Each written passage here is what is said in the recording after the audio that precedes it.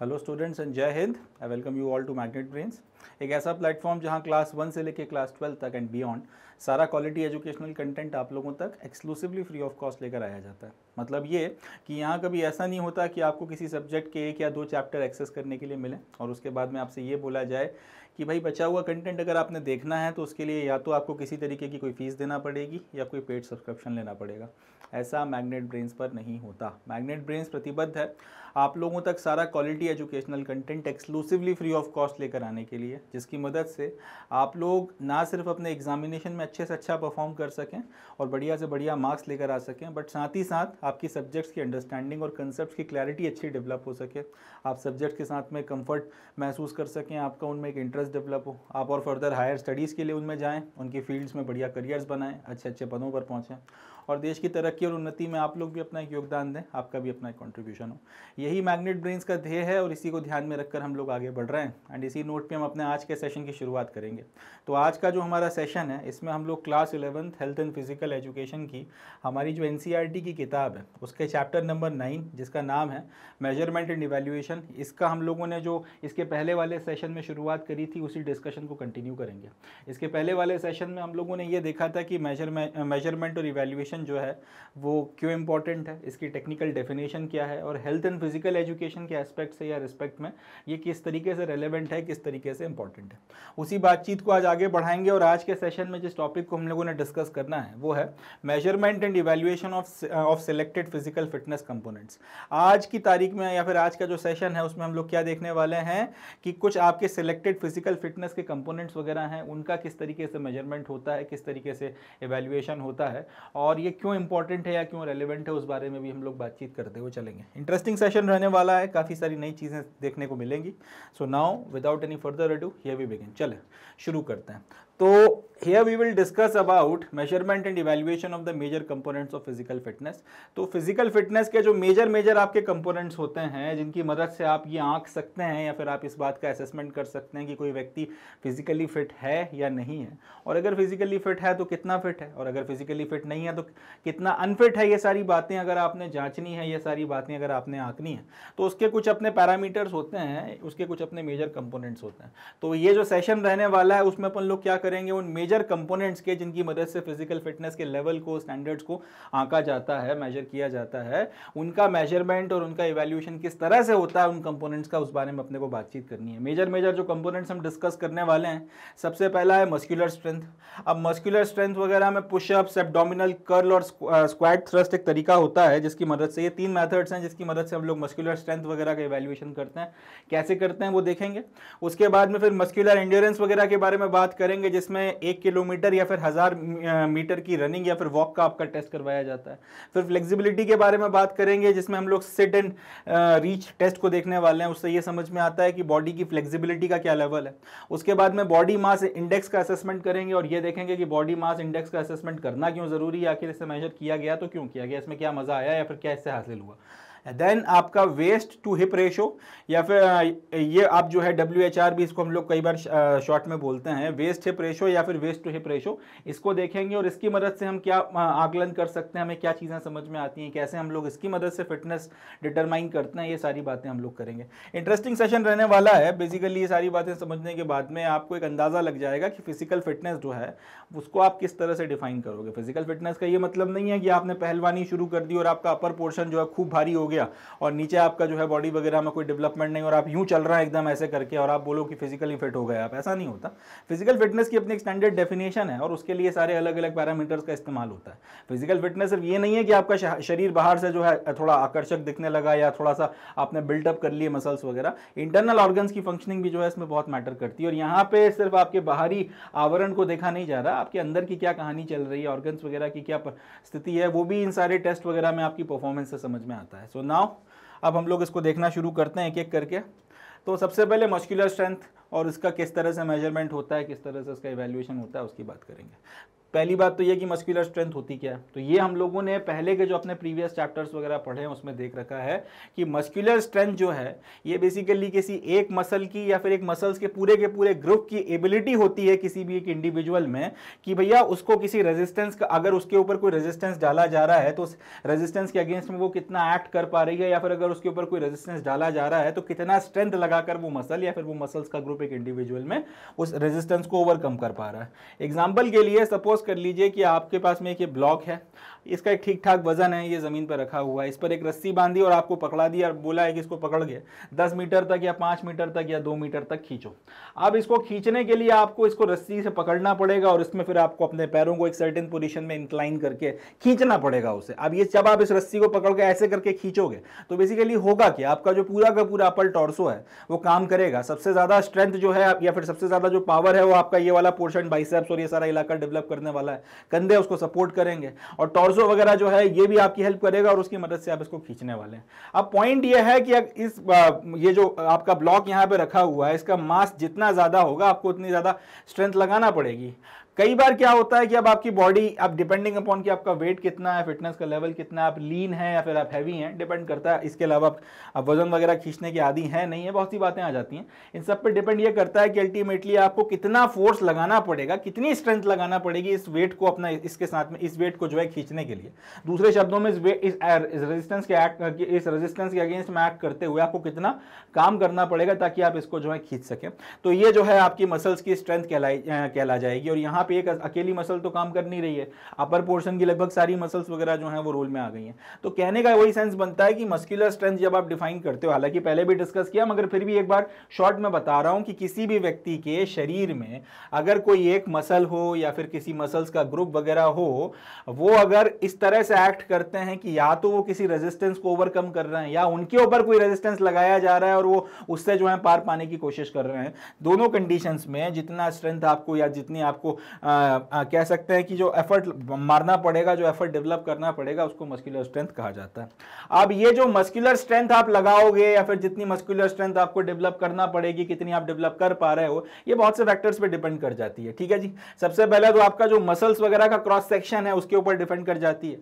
दूसरा, आपके जो स्लो फाइबर्स होते हैं मसल्स के और जो फास्ट ट्विच फाइबर्स होते हैं मसल्स के, उनका क्या रेशो है आपके ओवरऑल मसल में, उसके ऊपर जो है चीज काफी डिपेंड करती है। अगर स्लो फाइबर ज्यादा है तो उस कंडीशन में, या फिर फास्ट फाइबर अगर ज्यादा है तो उस कंडीशन में डिपेंड करेगा दोनों में से जो जिसका भी प्रोपोर्शन ज्यादा है कि आपकी मसल्स में एरोबिक कैपेसिटी ज्यादा है या फिर एनएरोबिक कैपेसिटी ज्यादा है। दोनों में से जो भी कैपेसिटी ज्यादा होगी उसका सीधा सीधा परफॉर्मेंस जो है मसल्स के वर्क के ऊपर समझ में आता है।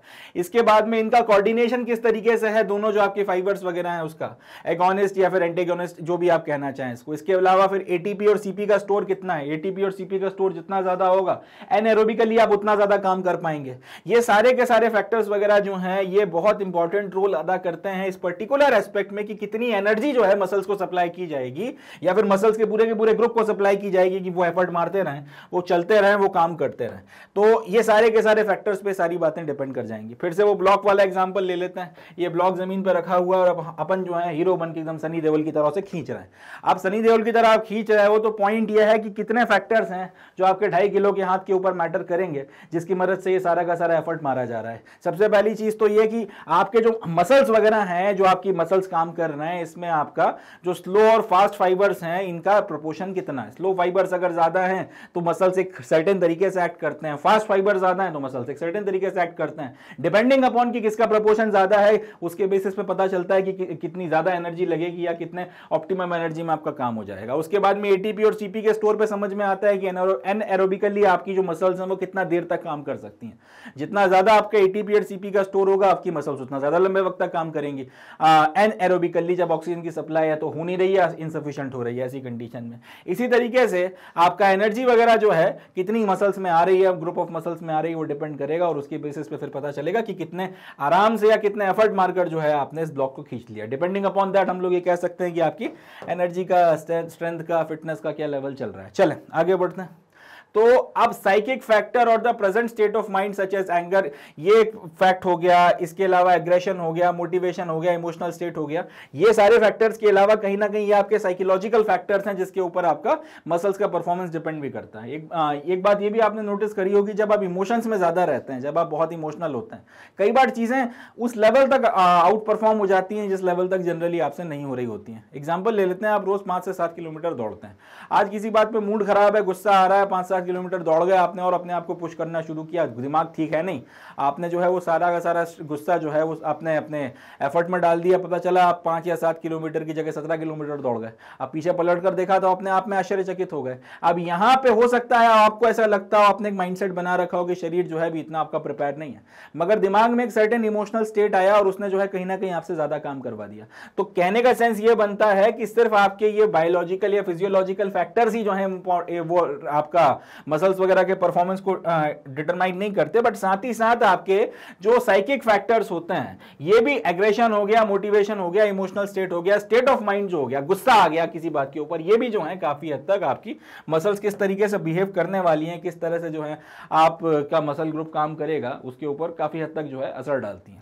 For measuring the strength of the muscle or the group of muscle, we must have the knowledge of muscles and also of the particular exercise for particular muscle and supportive muscles. तो यहां तक अपन लोगों ने muscular strength क्या होती है और किन किन फैक्टर्स पे डिपेंड होती है उतनी बात कर ली। अब अपने को मस्कुलर स्ट्रेंथ वगैरह जो है या मसल्स की स्ट्रेंथ वगैरह जो है वो मेजर करनी है, क्योंकि मेजरमेंट होगा तभी आप इवेल्युएशन करके बता पाओगे कि स्थिति क्या चल रही है फिटनेस वगैरह की। तो आप मेजरमेंट या इवेल्युएशन करने के लिए सबसे पहली चीज तो ये कि आपको जो है मसल्स का नॉलेज होना जरूरी है, अलग अलग मसल्स के फंक्शन और कितना क्या प्रोपोर्शन में वो किस फाइबर से बनी हुई है, कैसे काम करती हैं, सारी बातों आपको नॉलेज होना जरूरी है। दूसरा ये कि आपको उन पर्टिकुलर एक्सरसाइजेस के बारे में भी पता होना चाहिए जो किसी पर्टिकुलर मसल या किसी सपोर्टिव मसल से करवाना जरूरी है अगर आप उनका मस्कुलर स्ट्रेंथ वगैरह चेक करना चाहते हैं। याद रखिएगा इस बात को, ये नहीं हो सकता कि आप हाथों की एक्सरसाइज कर पैरों की मसल की स्ट्रेंथ जो है वो पता कर लें, पैरों की मसल की एक्सरसाइज करवाकर आपको अपर टॉर्सो की जो स्ट्रेंथ है वो पता चल जाए। ये बहुत इंपॉर्टेंट पॉइंट है, याद रखिएगा। Right exercise for the right muscle is one of the most important phenomenon that has to be kept into the mind. Right exercise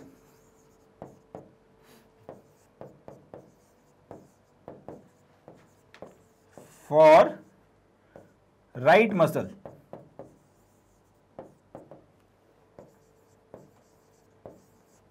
या फिर मसल्स, ये इंपॉर्टेंट बात है, याद रखिएगा। पैरों की एक्सरसाइज करवाकर आप ये नहीं देख सकते कि हाथों का या आपके ऊपर अपर बॉडी के पोर्शन के जो मसल्स वगैरह उनकी क्या स्ट्रेंथ चल रही है, एंड वाइस वर्सा। हाथों की एक्सरसाइज वगैरह की मदद से पैरों की स्ट्रेंथ नहीं चेक की जा सकती।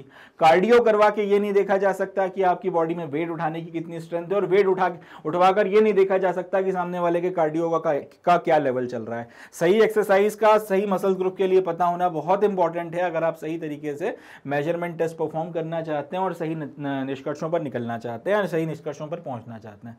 चलें आगे बढ़ते हैं। तो अब जैसे एग्जांपल, इसका एक और थोड़ा टेक्निकल एग्जांपल लेते हैं कि जब आप पुलअप्स वगैरह परफॉर्म कर रहे होते हो, पुलअप्स वगैरह में आदमी क्या करता है, इस तरीके से एक रॉड को पकड़ के वो अपने आप को जो है ऊपर नीचे उसके ऊपर करने की करता है। तो ये पुलअप्स वगैरह इस तरीके से आपके परफॉर्म किए जाते हैं। जब एक इंडिविजुअल पुलअप्स वगैरह परफॉर्म कर रहा है तो वो इस रॉड को अपने हाथों से पकड़कर अपनी बॉडी को ग्रेविटी के अगेंस्ट में उठा रहा होता है, बार बार जो है ऊपर नीचे कर रहा होता है। ऐसी कंडीशन में आपकी डेल्टॉइड, लैटिस्मस डॉर्सी, ट्रेपेजियस और बाइसेप्स, ये 4 तरीके की जो आपकी मसल्स वगैरह हैं ये कॉन्ट्रैक्ट करती हैं, यानी कि ये सिकुड़ती हैं और पावर प्रोड्यूस करती हैं। But at the same time आपके जो ट्राइसेप्स होते हैं वो स्ट्रेच करते हैं, और स्ट्रेच होने के साथ ही साथ वो अब ये जो पूरा एफर्ट आपका ऊपर नीचे टू एंड फ्रो मारा जा रहा है इसके सपोर्ट में आ जाते हैं, एक सपोर्टिंग रोल अदा करते हैं। इसके सपोर्ट में आके एक सपोर्टिंग रोल जो है प्ले करते हैं। तो पॉइंट ये है कि आपको ये पता है कि एक्सरसाइज जब होने वाली है तो उस वक्त में कौन कौन सी मसल के ग्रुप आपके एक्सपेंड कर रहे हैं, कौन कौन सी मसल के ग्रुप कॉन्ट्रैक्ट कर रहे हैं, कौन सी मसल्स के ग्रुप जो है वो पावर जनरेट कर रहे हैं, कौन सी मसल के ग्रुप कुछ नहीं कर रहा है सिर्फ सपोर्ट कर रहे हैं, और कौन सी मसल के ग्रुप ऑल टुगेदर जो है इसका कोई लेना देना नहीं है इन सारी चीजों से। तो ये अलग अलग चीजें जो है हमको इस सारी की सारी इस एक्सरसाइज में पता चली। इसी तरह से कोई दूसरी एक्सरसाइज हो रही है, अगर आप जो है क्रंचेस मार रहे हैं या क्रंचेस लगा रहे हैं, तो उसमें फिर आपके पैरों का कि थाइस की मसल और पेट की मसल कितना ज्यादा जो है असर कर रही हैं, उनके वो कितना एफर्ट लगा रही हैं, आपका जो कंधों के पीछे की जो मसल्स वगैरह होती हैं ये आपका सपोर्ट कर रही हैं, सारी बातें वहां वहां से समझ में आती हैं। तो कहने का ये मतलब है, अब जैसे यहाँ पे इस पर्टिकुलर एक्सरसाइज के रिस्पेक्ट में आपको समझ में आ गया कि कौन सी मसल्स क्या करती हैं, अकॉर्डिंगली आप अलग अलग मसल्स के परफॉर्मेंस को जज कर सकते हैं और उसके बेसिस पर आप सही वैल्यूएशन लगा सकते हैं। तो ये जो बात यहाँ लिखी गई है कि आपने को सही मसल्स किस एक्सरसाइज के लिए का किस मसल पे क्या असर पड़ेगा या किस मसल के परफॉर्मेंस को देखने के लिए उससे कौन सी एक्सरसाइज करवाना जरूरी है, इसका सही अंदाजा होना जरूरी है और इसके बिना जो है हम लोग सही रिजल्ट तक नहीं आ सकते। Now if we want to measure the strength of upper limb arms, then pull-ups can be one of the test item. But if we want to measure the strength of the lower limbs, that is the legs, then we have to think of the other exercises. तो बस वही बात यहाँ पे समझाने की कोशिश की गई है कि अब अगर शरीर के ऊपर वाले हिस्से के बारे में आपको जो है थोड़ा पता करना है कि यार अपर लिम्स या आर्म्स वगैरह की क्या स्थिति है, इनकी स्ट्रेंथ का क्या लेवल है, तो ये एक एक्सरसाइज आपके काम आ सकती है। ये करवा कर जो है आप टेस्ट कर सकते हो, क्योंकि आपको पहले से पता है 4 से 5 मसल्स जो है यहाँ पे काम करती हैं, कुछ कॉन्ट्रैक्ट कर रही हैं, कुछ एक्सपैंड कर रही हैं और उनके कॉन्ट्रैक्शन या उनके एक्सपेंशन के बेसिस पर हमको समझ में आता है कि क्या अभी परफॉर्मेंस लेवल चल रहा है। वो अकॉर्डिंगली अलग अलग का आप मेजरमेंट लेकर देख लीजिए और उसके बेसिस पर आप कोई अंदाजा लगा सकते हैं। तो जैसे अब यहाँ पे अपने को अंदाजा है कि इस एक्सरसाइज का बॉडी की किन किन मसल्स पर क्या असर पड़ रहा है और जो अब पोर्शन से ये एक्सरसाइज करवाई जा रही है, अब उसकी स्ट्रेंथ वगैरह को मेजर करने के लिए एक अच्छी एक्सरसाइज हो सकती है। इसी तरीके से पैरों की मसल्स वगैरह की स्ट्रेंथ को टेस्ट करने के लिए कोई और एक्सरसाइज सोचना पड़ेगी। तो सही मसल्स पे सही एक्सरसाइज का अंदाजा आपको होना बहुत जरूरी है। अब अगली जो बातचीत अपने को करनी है वो ये है कि muscular strength can be measured with the help of one's own body weight or with the help of equipment such as dynamometer, tensiometer, weight plates and barbells. तो अब अगली बात यह है कि एक तो अपने को सही एक्सरसाइज का अंदाजा होना चाहिए, दूसरी बात यह कि मस्कुलर स्ट्रेंथ को मेजर करने के 2 पैरामीटर्स होते हैं या 2 तरीके होते हैं। पहला तो यह कि एक खुद का जो बॉडी का वजन है उसके रिस्पेक्ट में आप जो है किसी व्यक्ति की मस्कुलर स्ट्रेंथ को मेजर कर सकते हो, या फिर कई सारे आपके इक्विपमेंट्स वगैरह आते हैं और उनकी मदद से भी जो है आप मस्कुलर स्ट्रेंथ वगैरह को मेजर करते हो, जैसे डायनामोमीटर हो गया, टेंसियोमीटर हो गया, वेट प्लेट्स हो गई, बारबेल्स हो गई। डिस्कस करेंगे इसके बारे में आगे, मगर ये 2 तरीके होते हैं कि आप जिनकी मदद से मस्कुलर स्ट्रेंथ वगैरह को मेजर कर सकते हैं। खुद का एक बॉडी वेट जो है एक तो आप उसका इस्तेमाल करें, एक व्यक्ति का शरीर का वजन कितना है and with respect to that body weight वो किस तरीके से परफॉर्म कर रहा है, किस तरीके से किसी चीज को परफॉर्म कर रहा है, अच्छे से परफॉर्म कर रहा है, बुरे से परफॉर्म कर रहा है, एक सर्टेन टाइम पीरियड में कितना परफॉर्म कर रहा है, उस सब के बेसिस पर कहीं ना कहीं हमको समझ में आता है कि यार ये व्यक्ति की जो है परफॉर्मेंस क्या चल रही है, क्योंकि अपना खुद का वजन भी जो है एक इनर्शिया के तौर पर काम करता है। और कई बार आपको इसकी जगह कई इक्विपमेंट्स की जरूरत पड़ती है, उसकी मदद से भी जो है हम लोग इन सारी चीजों को चेक करते हैं। बट द पॉइंट इज ये अलग अलग मेथड्स होते हैं जिसकी मदद से ये पूरे के पूरे फेनोमेनन को देखा जाता है। अब अलग अलग जो आपके टेस्ट होते हैं मस्कुलर स्ट्रेंथ वगैरह से रिलेटेड, अब उसके बारे में हम लोग बातचीत करेंगे। सबसे पहले हम लोग पुशअप्स की मदद से क्या आपके मस्कुलर टेस्ट वगैरह किए जाते हैं उसको डिस्कस करेंगे। पुशअप्स के बाद में फिर पुशअप्स वगैरह को देखने के बाद में हम लोग फिर आपका एब्डोमिनल कर्ल वगैरह के बारे में बातचीत करेंगे और एब्डोमिनल कर्ल के बाद में हम लोग स्क्वाट थ्रस्ट वगैरह के बारे में बात करेंगे। बेसिकली 2-3 आपके मसल्स के स्ट्रेंथ को टेस्ट करने के तरीके होते हैं, प्रोसीजर होते हैं, इंटरेस्टिंग प्रोसीजर्स हैं और इनको आप अपने घर पे लगाकर भी अपना जो है टेस्टिंग वगैरह कर सकते हो, देख सकते हो कि कैसी क्या परफॉर्मेंस चल रही है। खुद भी किए जा सकते हैं, आसान भी हैं और इनकी मदद से हमको अच्छे रिजल्ट भी मिल जाते हैं, समझ में भी आती हैं चीज़ें। तो एक एक करके इनको देखेंगे। तो हम लोगों ने अभी तक जो बातचीत कर ली है यहाँ तक कि आपकी मस्कुलर स्ट्रेंथ को मेजर करने के 2 तरीके होते हैं। यहाँ पर अब जो बेसिकली हम लोग तरीका लगा रहे हैं, हम लोग खुद के बॉडी वेट के अगेंस्ट में जो है देखने वाले हैं सबसे पहले वाले मेथड में कि किस तरह से टेस्टिंग की जाती है और वो उसके लिए हम लोग पुशअप वाला टेस्ट इस्तेमाल करेंगे। चलें देखते हैं सर। तो पुशअप्स वाले टेस्ट में अब क्या किया जाता है देखते हैं। The push up or press up fitness test measures the upper limb muscular strength and muscular endurance. तो पहली चीज़ तो ये कि इसको किस नाम से जाना जाता है, या तो सिंपली आप इसको पुशअप टेस्ट बोल दो या फिर पुशअप फिटनेस टेस्ट बोल दो, नहीं तो उसके लिए एक और फैंसी नाम इन लोगों ने ईजाद कर रखा है, वो है press up fitness test. Push up fitness test बोलने में मजा नहीं आ रहा तो प्रेस अप फिटनेस टेस्ट बोल दिया। अब ये टेस्ट करता क्या है, it measures upper limb muscular strength and the muscular endurance. 2 चीजें जो है इससे आपकी टेस्ट होती हैं। एक तो ये कि आपका जो अपर लिम्ब है आपके, या फिर सिंपली अगर बात की जाए आपके जो हाथ हैं और ऊपर के जो टॉर्सो का जो अपर पोर्शन वगैरह है, इसकी मस्कुलर स्ट्रेंथ कितनी है, एक तो ये चीज़ देखी जाती है। दूसरा ये कि इसका मस्कुलर एंड्योरेंस कितना है, इसकी आपकी मसल्स वगैरह जो है कितना विथस्टैंड कर सकती हैं, फोकस आपका रेजिस्टेंस वगैरह को, ये सारी चीज़ें जो हैं चेक की जाती हैं। तो 2 चीज़ें टेस्ट करने के लिए आपका पुशअप्स या फिर प्रेस अप फिटनेस टेस्ट किया जाता है। There are many variations of the push up test such as different placements of the hands, how far the dip, the duration of the test and the method of counting the number of completed push ups. तो अब ये simply अब अपन ने बोल दिया कि अपन pushups वगैरह लगवा के आपके जो अपर लिम्स है उनकी स्ट्रेंथ वगैरह टेस्ट कर लेंगे और मसल्स का एंड्योरेंस टेस्ट कर लेंगे। इतना आसान भी नहीं होता। डिपेंडिंग अपॉन कि आप किस तरीके से टेस्ट लेने वाले हो उसके बेसिस पे आपको वेरिएशंस या फिर रिजल्ट्स वगैरह में या मेजरमेंट्स में फर्क देखने को मिलता है। इंपॉर्टेंट है, याद रखिएगा आपने अपने हाथ कैसे रखे हैं पुशअप्स लगाने के लिए, एक तो वो बात हो गई। दूसरा ये कि आपने जो हाथों को कितना डिस्टेंस पे रखा है, अपने हाथ कितने किस तरह से रखे हैं, क्या पोस्चर बना के किस तरीके से आप पुशअप्स वगैरह लगाने वाले हैं। पहली चीज, कितना आप जो है डीप तक डिप लेने वाले हैं। जैसे यहां पर अब ये जो बच्ची है वो काफी अंदर तक या फिर काफी आपका डेप्थ तक डिप ले रही है। अब सपोज कर लीजिए कि ये इतने लेवल तक ना जाके सिर्फ हल्का सा यहां तक जाए डिप लेके और वापस आ जाए। तो डिपेंडिंग अपॉन कि आप किस लेवल तक जो है डिप लेने वाले हैं और कितना जो आप जो काउंटिंग वगैरह है किस तरीके से पुशअप्स की करने वाले हैं। आप नीचे की तरफ में जाएंगे उसको भी एक पुशअप में गिनेंगे, या नीचे की तरफ जाके वापस आने में एक पुशअप गिनेंगे, या इस तरीके से 4 करवाए जाएंगे उसको आप फिर 1 मानेंगे। Depending upon a lot of factors. इसमें ये जो पूरा का पूरा आपका पुशअप का टेस्ट है या फिर आपका प्रेस अप फिटनेस का टेस्ट है, इसमें वेरिएशन आपको देखने के लिए मिलता है। This helps in identifying and assessing muscular strength and endurance of the upper body.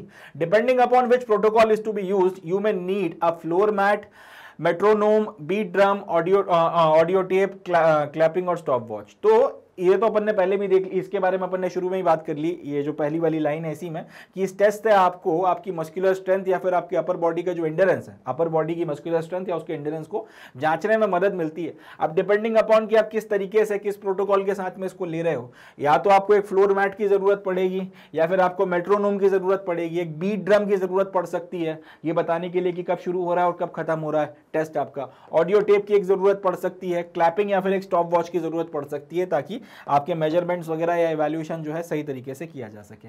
अब प्रोसीजर क्या है वो देख लेते हैं। A standard push-up begins with the hands and toes touching the floor. The upper body and the legs should be in a straight line. Feet slightly apart and the arms at the shoulder width apart, extended at a right angle to the body. अब इतनी fancy अंग्रेजी लिखी है, इसके थोड़े टुकड़े करते हैं।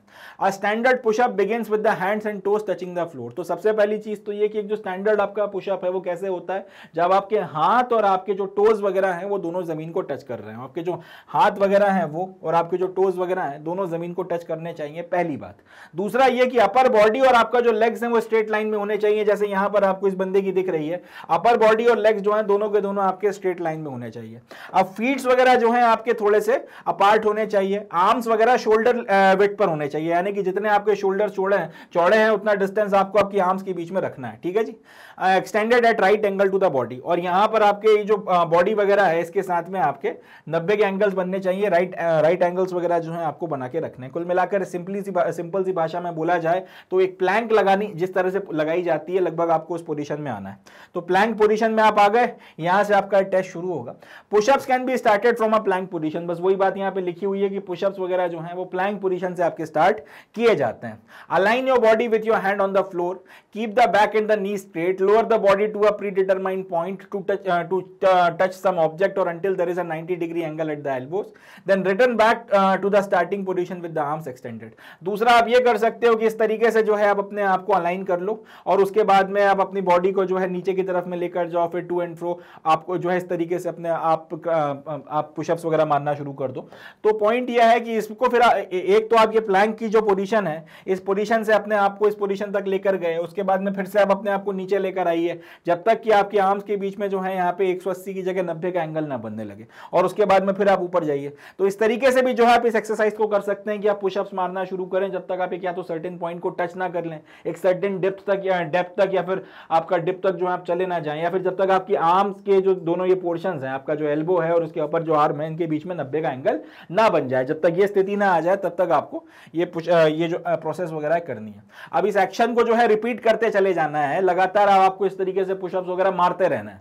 The action is repeated and the test continues until the exhaustion or until individual is unable to perform it in rhythm or have reached the target number of pushups. अब 3 चीजें हैं जब तक ये पूरी की पूरी एक्सरसाइज वगैरह चलेगी। आपने क्या बोला यहां पर कि या तो प्लैंक प्लैंक में आ जाओ, यहां से फिर आप इस पोस्चर में आ जाओ और उसके बाद फिर आप जो है प्लैंक की पोजीशन में आ जाओ, या तो ऐसे मारो या फिर इसी पोजीशन के साथ में शुरू करो और आपका जो है लगातार आप पुशअप्स एंड पुलअप्स वगैरह आप पुशअप्स वगैरह लगाते चले जाओ।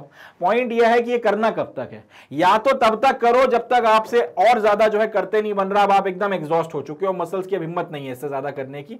जब आप एकदम खत्म हो, वो जो खत्म डाटा बाय बाय वाला खत्म हो, जब तक आप उस स्थिति में नहीं पहुंच जाते या तो तब तक करो जब तक आप एकदम ही एग्जॉस्ट नहीं हो जाते, मसल्स अब हाथ खड़े कर देंगे मेरे से नहीं हो रहा है सरेंडर, या तो इस लेवल तक करिए।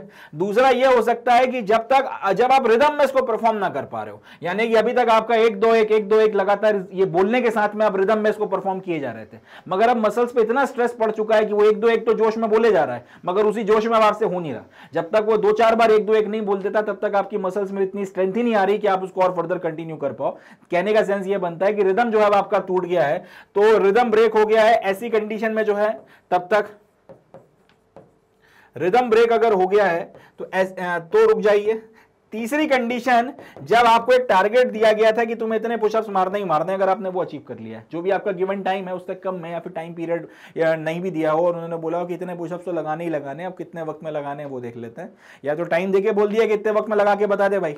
दूसरा यह है कि आपको टाइम ना देके बोल दिया कि इतने पुशअप्स लगा और अब हम टाइम मैच करेंगे या मेजर करेंगे कितनी देर लगी है आपको पुशअप्स लगाने में, वो देख लिया। तो अब वो जब आपका हो जाता है टारगेट पूरा, तब जो है आपको बोला जाएगा कि रुक जाओ, टारगेट अचीव्ड, टारगेट या फिर आपका स्लैश ऑब्जेक्टिव अचीव्ड। तो जब ये हो जाएगा, ऐसी कंडीशन में भी जो है आपको रुकने के लिए बोल दिया जाएगा। तो ये 3 कंडीशन में से किसी एक कंडीशन में जो है इसको आपसे बोला जाएगा कि अब रुक जाइए। Body should be in a straight line from the head to ankles. अब जब रुकोगे तब आपकी जो बॉडी है वो पूरा का पूरा सर से लेके एंकल्स तक एक स्ट्रेट लाइन में होना चाहिए। As you are going down, elbow should come to 90 degrees, hold this position and go up, hold the upward position. आप ये इस तरीके से जो है आपने लगातार इस तरीके से आपने पुशअप्स एंड पुशअप्स वगैरह मारते चले जाना है। तो ये जो है टेस्ट आपका इस तरह से होगा। अब स्कोरिंग कैसे की जाती है उसको देख लेते हैं। Maximum number of correct pushups done by the participant at a specific given rate or time will be the score. तो अब ये भी नहीं है कि जब आप पुशअप्स वगैरह लगाना शुरू करें तो सारे के सारे आपके पुशअप्स जो है राइट पुशअप्स के तौर पर काउंट किए जाते हैं। जब तक आपने रिदम में जिस तरीके से आपसे एक्सपेक्टेड था उस तरीके से पुशअप्स लगाए थे, या जिस लेवल तक आपको डिप करने के लिए बोला जा रहा था उस लेवल तक आप कर रहे थे, जब तक आप सही तरीके से आपकी बॉडी को अलाइन करके कर रहे थे या एक्सेप्टेबल स्टैंडर्ड्स में आपकी ये सारी चीजें थी, तब तक के जितने आपके पुशअप्स वगैरह हैं और कितने आपने एक सर्टेन अगर स्पेसिफिक रेट पर आप उन्हें परफॉर्म कर रहे हो, जैसे एक आदमी 1-2-1 लगातार बोले चला जा रहा है और आप उसके साथ में पुशअप्स मारे चले जा रहे हो, जब तक आप उस रेट को मेंटेन करके इन सारी चीजों के साथ में पुशअप्स अगर लगा पा रहे थे, ऐसी परिस्थितियों में तो जो आपका स्कोर वगैरह, ऐसी परिस्थितियों में तो आपके पुशअप्स वगैरह को स्कोरिंग दी जाएगी। मगर जहां पे यहां इसमें वेरिएशन आपको देखने को मिला तो वहां पर आपकी स्कोरिंग फिर नहीं की जाएगी, भले ही आपने कितने अच्छे पुशअप्स उसके बाद में मारे हो। तो कई सारे फैक्टर्स होते हैं जिसके बेसिस पर आपका पुशअप्स वगैरह को या तो स्कोर दिया जाएगा या फिर नहीं दिया जाएगा, और डिपेंडिंग अपॉन दिस स्कोर फिर डिसाइड किया जाएगा कि आपकी क्या स्थिति चल रही है, आप अच्छा परफॉर्म कर रहे हैं नहीं कर रहे हैं, आपकी जो ये फिटनेस वगैरह का लेवल है अपर आपकी जो मसल्स वगैरह इनकी फिटनेस का लेवल क्या चल रहा है। चलें अगला टेस्ट देखते हैं, इसका नाम है एब्डोमिनल कर्ल।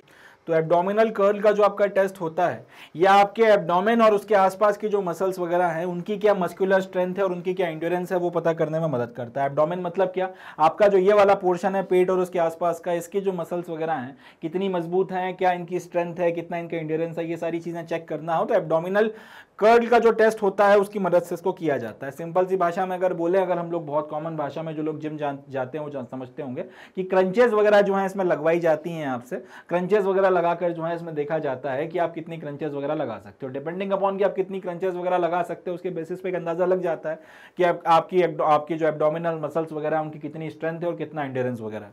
ठीक है, अब ये टेस्ट करने के लिए 2-3 चीज़ों की जरूरत पड़ती है। एक तो आपको एक फ्लोर मैट की जरूरत पड़ती है जिसके ऊपर आप लेट कर सारा काम करते हैं, दूसरा आपको स्टॉप वॉच की जरूरत पड़ती है। इन दोनों की मदद से जो है किया जाता है। अब जो लोग क्रंचेस लगाते हैं उन्हें पता होगा, मगर जो क्रंचेस नहीं लगाते उनके लिए बता दूं कि ये पोजीशन में आपको जो है लेटना होता है, ऐसे सपाइन पोजीशन बोलते हैं।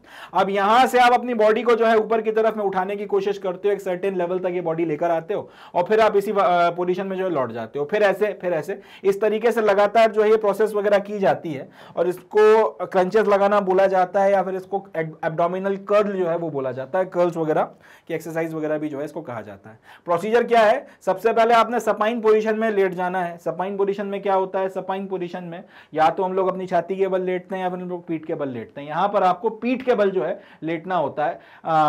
आपका जो सपाइन पोजीशन है उसमें आप पीठ के बल लेट जाते हैं। तो एक इंडिविजुअल जो है उसको पीठ के बल पे अपना लेटना होता है, उसके नीज वगैरह जो है वो फ्लेक्स्ड होते हैं, एल्बोज वगैरह जो है वो भी फ्लेक्स्ड होते हैं। फ्लेक्स का मतलब क्या है, आपकी जो इस तरह आपका जो एल्बोज वगैरह है और आपके नीज वगैरह जो है वो रिलैक्स नहीं है, यहाँ पे इस तरीके से हैं, और यहाँ पर आपकी जो मसल्स वगैरह हैं वो इस तरीके से, इनके बीच में इस तरीके से आपका एक आपका एंगल वगैरह बन रहा होगा कुछ इस तरीके से। तो आपकी मसल्स वगैरह भी आपका जो है फ्लेक्स्ड हैं, और आपके जो एल्बोज वगैरह हैं वो भी जो है फ्लेक्स्ड हैं, और इस पोस्चर में आप यहाँ पे यूं बैठे हुए हो। ठीक है जी। अब प्रोसीजर यह है कि आपने अपने दोनों हाथों को जो है, इन दोनों अपने हाथों की उंगलियों को क्लब करके अपने सर के पीछे रख लिया, और इस तरह से आप लेटे हुए, और जितना हो सकता है अब इसके बाद में आप इस तरीके से कर्ल्स वगैरह मारना या क्रंचेस वगैरह मारना शुरू करते हो, और यहां से आप लगातार जो है इस तरीके से क्रंचेस वगैरह लगाते चले जाते हो। अब number of curl ups done by the participant at a specified rate in a specific time will be the score. तो इस तरीके से आप जो लगातार अपना एक कर्ल लगाते चले जा रहे हो, इस पोजीशन से इस पोजीशन तक आना, फिर लौट जाना, फिर इस पोजीशन में आना, फिर लौट जाना, ये जो आप कर्ल लगातार किए चले जा रहे हो, ये आपको या तो स्पेसिफाइड रेट पे करना है, तो वो स्पेसिफाइड रेट आपका देखा जाएगा कितना देर तक आप उस रेट को मेंटेन कर पा रहे हो, या फिर ये होगा कि आपको एक सर्टेन टाइम दे दिया जाएगा और उसमें आप ये देखोगे कि कितने आपसे कर्ल्स वगैरह लगाते बन रहे हैं। तीसरा ये हो सकता है कि एक सर्टेन टाइम दे दिया जाए और आपको फिर ये देखा जाए कि स्पेसिफाइड रेट पर ये आदमी कितनी देर तक ये कर्ल्स वगैरह लगा पा रहा है। Depending upon all this things, इसकी मदद से आपके जो एब्डोमिनल स्ट्रेंथ वगैरह है और एंड्योरेंस वगैरह है उसका एक अंदाजा लग जाता है। तीसरा आता है स्क्वाट थ्रस्ट। स्क्वाट थ्रस्ट के पहले मैं आपको बता दूं कि इसको कहा जाता है स्क्वाट पोजीशन। ये जो इस तरीके की पोजीशन होती है इसको स्क्वाट पोजीशन कहा जाता है, और इसकी मदद से हम लोग ये जो आपका लोअर बॉडी की स्ट्रेंथ वगैरह है उसको मेजर करते हैं। याद रखिएगा, इसके पहले वाले में अपन ने एब्डोमिनल की स्ट्रेंथ की बात करी है, अब इसके बाद एकदम ही नीचे वाले पोर्शन की बात कर रहे हैं कि उसकी स्ट्रेंथ अगर आपको देखनी हो तो कैसे की जाती है। स्क्वाट थ्रस्ट का जो टेस्ट है उसकी मदद से की जाती है। This test enables an individual to identify and assess muscular strength and endurance of the lower body. तो ये टेस्ट की मदद से क्या हो रहा है, आपका जो लोअर बॉडी की मस्कुलर स्ट्रेंथ है और उसका एंड्योरेंस है उसका असेसमेंट होता है, और आइडेंटिफाई होता है ये आइडेंटिफाई होता है कि कितने आपका जो बॉडी का लोअर पोर्शन है उसमें स्ट्रेंथ वगैरह है। देख लीजिए इसको एक बार फिर से, इसको स्क्वाट पोजीशन बोला जाता है। अब ये पोजीशन वगैरह जो है इस पर्टिकुलर पोजीशन की मदद से हम लोग टेस्ट करते हैं कि आपका जो बॉडी का लोअर पोर्शन है वो कितना मजबूत है। क्या इस टेस्ट को किया कैसे जाता है, इसका एक अपना सर्टेन प्रोसीजर है जिसको आपको पालन करना होता है। अब जैसे ये बच्ची या फिर ये लड़की यहाँ पे खड़ी हुई है, इस तरीके से स्ट्रेट आपको खड़ा होना है, उसके बाद में फिर आपको नीचे की तरफ जाकर ये स्क्वाट पोजीशन बनानी है, और स्क्वाट पोजीशन बनाने के बाद फिर आपको एकदम से प्लैंक पोजीशन में आ जाना है। प्लैंक पोजीशन में आ जाने के बाद में फिर से आप स्क्वाट पोजीशन में आओगे, उसके बाद फिर आप खड़े हो जाओगे। इस तरीके से जो है आप ये बार बार ये जो आपका प्रोसीजर है इसको करोगे। फिर से देख लीजिए, आपने सबसे पहले स्टैंडिंग पोजीशन में खड़ा होना है, उसके बाद में आपको नीचे की तरफ में झुकना है और आपको स्क्वाट पोजीशन बनानी है। स्क्वाट पोजीशन इस तरह से बनानी है कि आपके दोनों जो पाम्स वगैरह हैं वो जमीन को टच करें। इसके बाद एकदम से जल्दी से अपने पैरों को पीछे की तरफ में लेकर जाना है, और यहां से फिर ये वाला जो आपका प्लैंक पोजीशन है इसमें आपको आ जाना है, और उसके बाद में क्विकली एकदम से आपको फिर अपना ओरिजिनल पोजीशन में जो है फिर लौटकर आपका ओरिजिनल स्टैंडिंग पोजीशन में लौटकर आ जाना है। ये प्रोसीजर आप बार बार करोगे। जितनी बार आप ये एक सर्टेन टाइम पीरियड तक आपको ये प्रोसीजर वगैरह करना होता है, जितनी बार आप कर जाओगे उसकी मदद से आपका जो लोअर बॉडी का स्ट्रेंथ है उसको फिर जो है मेजर किया जाता है। तो maximum number of successive squat thrust performed by an individual in 1 minute will be the score. तो अब ये जो पूरी की पूरी प्रक्रिया है, 1 मिनट में आप ऐसे कितना स्क्वाट्स मार सकते हो ये देखा जाएगा। खड़े हुए हो, खड़े होने से स्क्वाट पोजीशन में गए, स्क्वाट पोजीशन से आपका एकदम से प्लैंक में चले गए, प्लैंक से फिर से खड़े हो गए, फिर आपका जो है स्क्वाट पोजीशन में चले गए, फिर आपका प्लैंक लगा दिया, फिर खड़े हो गए, फिर स्क्वाट में चले गए। 1 मिनट के अंदर आप ऐसे कितनी बार कर सकते हो, ये जो है आपका स्कोर निकल कर आएगा। इसकी मदद से जो है आपका स्कोरिंग की जाती है, और इसकी मदद से फिर डिटरमाइन किया जाता है कि आपकी लोअर बॉडी का जो है स्ट्रेंथ वगैरह का लेवल क्या चल रहा है। तो ये आपके कुछ तरीके होते हैं जिसकी मदद से मस्कुलर स्ट्रेंथ वगैरह जो है इसको मेजर किया जाता है। पूरा प्रोसीजर कुछ इस तरीके से है, देख लीजिए इसे। ये लगातार ये आपको इस तरीके से बार बार ये 5 स्टेप्स वगैरह रिपीट करनी होती हैं। 1 मिनट में कितनी बार ऐसे आप कर पाओगे उसके बेसिस पे डिटरमाइन होगा कि आपकी लोअर बॉडी की जो है एंड्योरेंस या मसल्स की स्ट्रेंथ वगैरह कितनी है। चले आगे बढ़ते हैं, अब बात करते हैं मस्कुलर एंड्योरेंस के बारे में। तो अपने को अब बात करनी है मस्कुलर एंड्योरेंस के बारे में। देखिए भाई, सिंपल सी अगर भाषा में हम लोग बात करें कि मस्कुलर एंड्योरेंस क्या होता है, तो आपके मसल्स की वो एबिलिटी जिसके चलते वो किसी एक पर्टिकुलर एक्टिविटी को एक लंबे टाइम ड्यूरेशन तक परफॉर्म कर सकती है, इस चीज को जो है बोला जाता है एंड्योरेंस। और इसको करने के लिए स्ट्रेंथ वगैरह जो है मसल्स में उसको अप्लाई किया जाता है। इसका एक सिंपल सा एग्जांपल लेते हैं। अगर आपको कहीं पे ये बोला जाए कि कुएं के अंदर जो है आपको बार बार बाल्टी डालनी है और खींच के पानी निकालना है, ठीक, एक बार किया, 2 बार किया, 3 बार किया, अब आपसे ये बोला जाए कि भाई इसे 50 बार करना है, इसे 100 बार करना है, हालत खराब हो जाएगी। मगर पॉइंट यह है कि आप कितना देर आराम से जो है इस एक्टिविटी को कर सकते हैं और उसके बाद थोड़ा फोर्स भी अगर लगाकर आपको इस काम को करना पड़ रहा है, अल्टीमेटली वो पॉइंट, जिस पॉइंट तक आपकी मसल्स एकदम आप इस तरह से कह सकते हैं कि जकड़ सी गई हैं और अब आपके हाथों में बिल्कुल अब दम नहीं लग रहा, बिल्कुल हो ही नहीं रहा कि आपसे वो आप खींच पाओ, उस लेवल तक की अगर हम लोग बात करें तो उस पर्टिकुलर पॉइंट तक जब अगर आप अपने मसल्स का इस्तेमाल कर इस पर्टिकुलर एक्टिविटी को कर रहे हो, तो जब तक आपके हाथों में ये एक्टिविटी करने की क्षमता है लगातार कंटिन्यूअसली, तो ये चीज जो है आपकी एंड्योरेंस कहलाती है। याद रखिएगा, मसल एंड्योरेंस की डेफिनेशन बड़ी सिंपल सी है, एक पर्टिकुलर एक्टिविटी को लगातार जो रिपीटेटिव आपके मोड में होनी है, इसको लगातार एक पीरियड ऑफ टाइम तक अगर आप करते चले जाओ मस्कुलर स्ट्रेंथ को अप्लाई कर तो ये चीज मस्कुलर एंड्योरेंस कहलाती है। इस बात का अपने को ध्यान रखना है, पहली चीज। दूसरी बात ये कि muscular endurance is related with the time and duration of the activity. ये भी एक इंपॉर्टेंट बात है कि मस्कुलर एंड्योरेंस का मतलब ये ऐसा नहीं है कि आपने खूब अपनी बॉडी डेवलप कर ली और पहलवान होगा तो अपन लोग ये बोलेंगे कि आपकी मस्कुलर एंड्योरेंस अच्छी है। आप एक एक्टिविटी को कितने वक्त तक परफॉर्म कर सकते हैं, कितने ड्यूरेशन तक आप इसको जो है परफॉर्म कर सकते हैं, इसके ऊपर आपका मस्कुलर एंड्योरेंस डिपेंड करता है। अच्छा, मसल्स का जो फाइबर होता है, इसके बारे में इसके पहले वाले चैप्टर में भी अपन ने बात की थी, थोड़ा सा फिर बात करते हैं। मसल का जो फाइबर होता है ये 2 तरीके के आपके या फिर के फाइबर से मिलकर बना होता है, या ओवरऑल आपकी पूरी मसल 2 तरीके के मसल फाइबर से मिलकर बनी होती है। एक होता है आपका स्लो ट्विच फाइबर और एक होता है आपका फास्ट ट्विच फाइबर। अब ये जो स्लो ट्विच फाइबर होता है ये कहीं ना कहीं रिस्पॉन्सिबल होता है आपके मसल एंड्योरेंस की एक्टिविटीज वगैरह के लिए। दूसरे शब्दों में मैं ये बोल सकता हूं कि जिस आदमी के शरीर में स्लो ट्विच फाइबर की मात्रा ज्यादा होगी आपके मसल्स के फाइबर्स में, जिस आदमी में या जिस व्यक्ति में, जिस महिला पुरुष में स्लो ट्विच फाइबर ज्यादा प्रोपोर्शन में होगा, उसका मस्कुलर एंड्योरेंस ज्यादा होगा। या अगर सिंपल सी भाषा में बोलना है, उस आदमी या उस औरत या उस महिला का जो स्टेमिना है वो ज्यादा होगा। इस बात को याद रखिएगा। तो आपकी मस्कुलर एंड्योरेंस का मतलब क्या हो गया? एक पर्टिकुलर एक्टिविटी जो रिपीटेटिव है उसको लगातार अगर एक ड्यूरेशन ऑफ टाइम तक आप करते चले जाओ एक सर्टेन एक्सेप्टेबल स्टैंडर्ड तक, तो वो आपका मस्कुलर स्ट्रेंथ कहलाता है। ये चीज कितनी ज्यादा होगी वो डिपेंड इस बात पे करता है कि आपके मसल के फाइबर में स्लो ट्विच फाइबर कितना ज्यादा है। और कई बार इस मसल एंड्योरेंस शब्द की जगह पे एक और कॉमनली एक्सेप्टेबल टर्म इस्तेमाल किया जाता है जो आपने बहुत सुना होगा, वो है स्टैमिना। तो कहीं ना कहीं आपका स्टैमिना का मतलब क्या हो गया? एक पर्टिकुलर एक्टिविटी रिपीटेटिव मोड में लगातार आप कितने वक्त तक या कितने ड्यूरेशन तक कर सकते हो। डिपेंड किस बात पे करती है कि आपकी मसल्स में स्लो ट्विच फाइबर कितनी ज्यादा मात्रा में है, उसके ऊपर डिपेंड करेगा कि आपका स्टेमिना कितना ज्यादा है। ज्यादा मात्रा में ज्यादा होगा, कम मात्रा में तो कम होगा। अब ये मस्कुलर एंड्योरेंस वगैरह जो है इसको टेस्ट करने के आपके कई सारे तरीके होते हैं। एक जो कॉमन तरीका है जिसको हम इस्तेमाल किया जाता है उसको हम लोग डिस्कस करेंगे, वो है 1000 मीटर का रन या फिर 1000 मीटर का वॉक। दूसरे शब्दों में 1 किलोमीटर की दौड़ या फिर 1 किलोमीटर की वॉक या फिर कॉम्बिनेशन ऑफ 1 किलोमीटर में आप दौड़ोगे या कितना वॉक करोगे उसको। ये सबसे कॉमन टेस्ट है जिसकी मदद से मस्कुलर एंड्योरेंस वगैरह जो है वो टेस्ट किया जाता है। अब इसमें होता क्या वो देख लेते हैं। अब ये इस टेस्ट वगैरह की मदद से जो चीज टेस्ट हो रही है वो है आपका कार्डियोवास्कुलर एंड्योरेंस वगैरह कितना है। आपकी कार्डियोवास्कुलर एंड्योरेंस वगैरह जो है यहाँ पे टेस्ट होता है। और इस टेस्ट वगैरह को करने के लिए 2 चीजें जो प्राइम रिक्वायरमेंट है, पहला तो आपके पास में एक रनिंग ट्रैक होना चाहिए और दूसरा आपके पास में एक स्टॉप वॉच होनी चाहिए। प्रोसीजर यह है कि आपके जो पार्टिसिपेंट्स होते हैं या फिर आपके जो स्टूडेंट्स वगैरह होते हैं वो एक स्टार्टिंग पॉइंट से जो है आपके टीचर की कमांड के ऊपर दौड़ना शुरू करते हैं। अब उनको ये जो 1000 मीटर या फिर यूं बोलूं कि 1 किलोमीटर का डिस्टेंस है, कम से कम वक्त में जो है इनको कवर करना है, शॉर्टेस्ट पॉसिबल टाइम में आपको कवर करना है। अब कई ऐसे बच्चे हैं जो 1000 किलोमीटर पूरा नहीं दौड़ पाएंगे, थोड़ा बहुत 500 600 700 जो भी जिसकी स्ट्रेंथ है, दौड़ने के बाद उनकी सांसें फूलने लगेंगी, उनके जो सीने हैं वो भरने लगेंगे। ऐसी परिस्थिति में ये भी अलाउड है कि जहां तक दौड़ते बन रहा है दौड़ो, उसके बाद में वॉक करना शुरू कर दो, मगर जितना पॉसिबल हो सके उतने कम टाइम में जो है आपने इसको करना है। तो वॉकिंग भी अलाउड है, रनिंग भी अलाउड है, पूरा रनिंग करके कर सकते हो तो वैसा कर लो, पूरा वॉक करके करना चाहते हो वैसा कर लो, बट द पॉइंट इज आपको शॉर्टेस्ट पॉसिबल टाइम में ये 1000 मीटर या फिर ये 1 किलोमीटर जो है कवर करना है। अब स्कोरिंग कैसे की जाती है?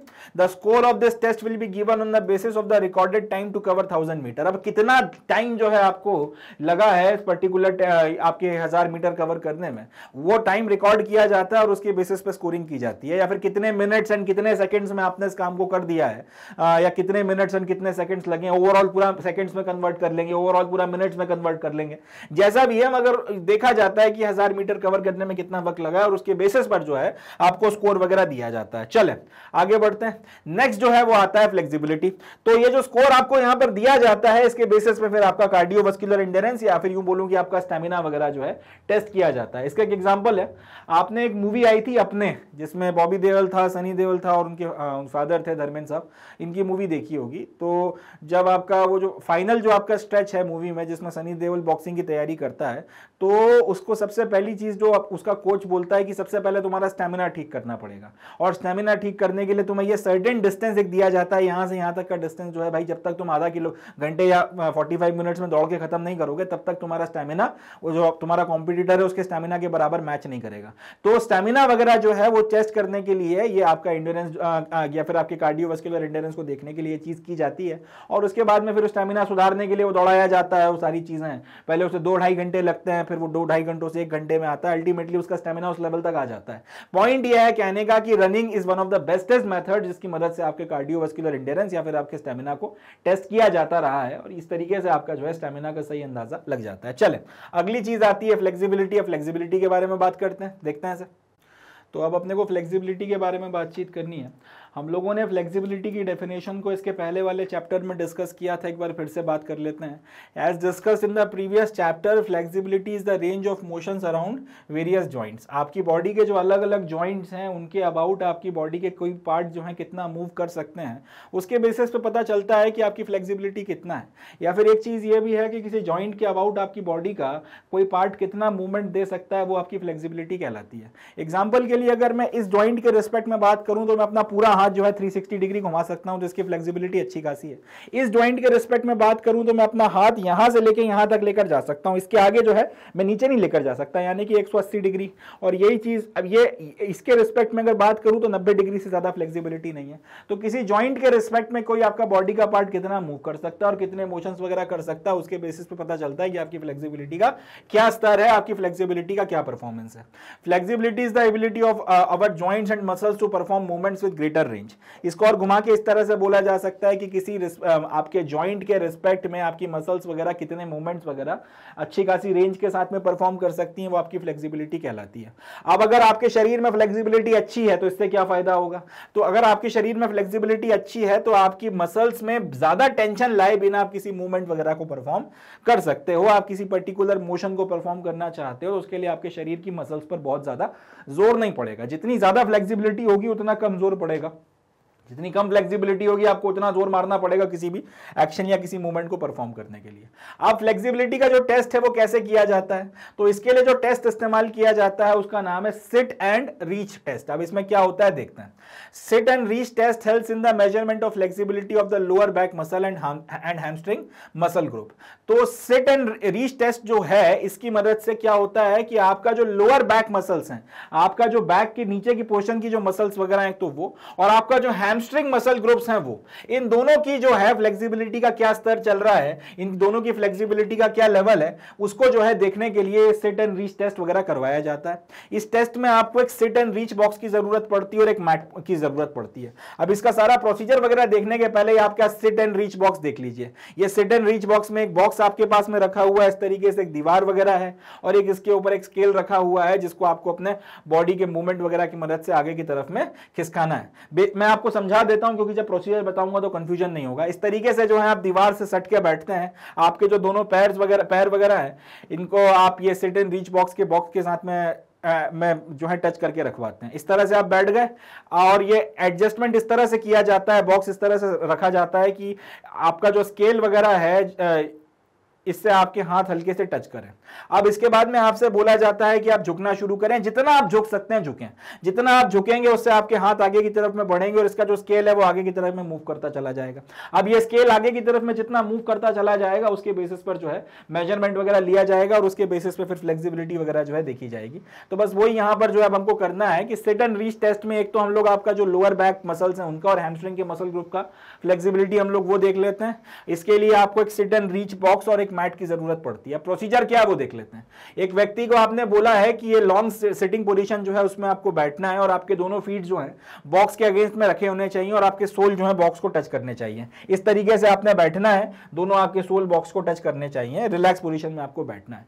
The knee should be straight, leg should be grounded and palm facing downwards on the top of each other at the same level above the box। इस तरह से बैठो कि आपके दोनों जो पैर वगैरह हैं वो स्ट्रेट रहे, एकदम सेम लेवल पर रहे, आपके दोनों हाथ वगैरह जो है सेम लेवल पर रहे, ये पैरेलल रहे और यहाँ पे एंगल वगैरह जो है 90 डिग्री का बनना चाहिए। इस तरीके से आपने यहाँ पे रिलैक्स होकर बैठना है। इसके बाद में जो व्यक्ति है जिसको यहाँ पे बैठाया गया उससे बोला जाता है कि भैया तुम आगे की तरफ बेंड करो और जितना ज्यादा तुम बेंड करोगे उसके बिना कोई जर्की मूवमेंट के जो है आपको बेंड करना है। एकदम तो झटका नहीं मारना है कि आपने हल्का सा पुश दिया और स्केल जो है वो आगे की तरफ में चला गया। आपने धीरे धीरे धीरे धीरे बेंड करना है ताकि आपके मूवमेंट के साथ में वो स्केल वगैरह जो है आगे की तरफ में जाता चला जाए और इसकी मदद से ये स्केल आपके आगे मूव करने के साथ में ये स्केल वगैरह भी जो है जितना ज्यादा स्लाइड करता चला जाएगा तो इस बॉक्स के ऊपर जितना डिस्टेंस कवर करेगा उसकी मदद से जो है हम लोग मेजरमेंट वगैरह लेंगे और उसकी मदद से आपका जो स्कोर निकल कर आएगा उससे आपकी फ्लेक्सिबिलिटी जो है वो डिटरमाइन होगी।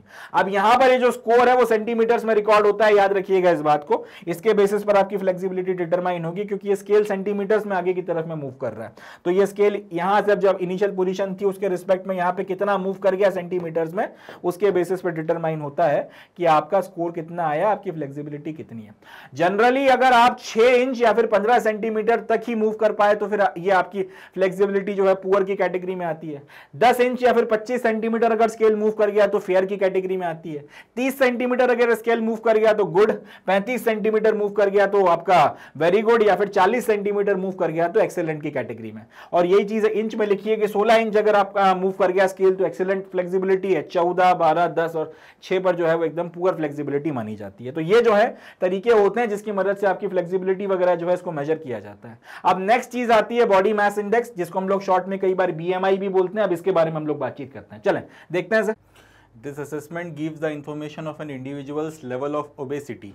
BMI is calculated by dividing the weight of a person by square of his or her height. यानी कि पहली चीज़ जो हमको पता रखनी है या जिसका हमको ध्यान रखना है वो ये है कि बॉडी मास इंडेक्स जो है ये हमको ये बताता है कि हमारे शरीर में ओबेसिटी का लेवल क्या है, यानी कि मोटापे का जो है लेवल कितना है। हम बहुत ज़्यादा ओबीस हैं या फिर ओबेसिटी बिल्कुल नहीं है, हम फिटनेस जो है उसको मेंटेन किए हुए हैं, थोड़ा कम ओबीस हैं, जो भी हमारी कंडीशन है, अंडर नरिश्ड हैं, जो भी मतलब इस तरीके की हमारी परिस्थितियां हैं, वो सारी बातें हमको पता चलती हैं बॉडी मास इंडेक्स की मदद से। यानी कि बॉडी मास इंडेक्स हमें क्या बताता है? बॉडी मास इंडेक्स हमें ये बताता है कि हमारा जो है शरीर में मोटापे का लेवल अभी क्या चल रहा है, हम कितने मोटे हैं, जितना हमारा हाइट है उसके रिस्पेक्ट में जितना हमारा वेट होना चाहिए या जितना हमारे शरीर में फैट या मास होना चाहिए उसके रिस्पेक्ट में कितना ज़्यादा मास हमारी बॉडी में है, उसकी एक अंडरस्टैंडिंग है, उसका एक अंदाज़ा हमको बॉडी मास इंडेक्स से लगता है। अब बॉडी मास इंडेक्स जब आपको कैलकुलेट करना होता है तो उसका एक फॉर्मूला होता है।